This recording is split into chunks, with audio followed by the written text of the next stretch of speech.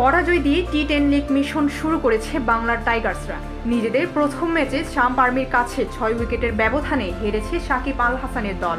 ম্যাচে আগে ব্যাটিং করে নির্ধারিত ওভারে 1 উইকেট হারিয়ে 106 রান করেছিল বাংলার টাইগার্স। জবাবে খেলতে নেমে 9 ওভার 3 বলে 4 উইকেট হারিয়ে জয়ী হয় শাম্প আর্মিরা। দল হারলেও সাকিবের পারফরমেন্সে মুগ্ধ ছিলেন দলটির কোচ ইউনুস খান। টাইগার্সদের হয়ে 2 উইকেট শিকার করে ইনিংসের সেরা বোলার সাকিব 2 ওভার বোলিং করে খরচ করেছেন 15 রান। ম্যাচ শেষে সংবাদ সম্মেলনে সাকিবকে নিয়ে ইউনুস বলেন, যেভাবে সাকিব অধিনায়কত্ব করেছে, যেভাবে বল এবং ফিল্ডিং করেছে সবকিছুই দারুণ ছিল, ভালো এফোর্ট দিয়েছে দলের জন্য। তিনি আরও বলেন, আমার কাজ এখন অনেক সহজ, কারণ সাকিব আছে তাই বেশি কাজ করতে হচ্ছে না।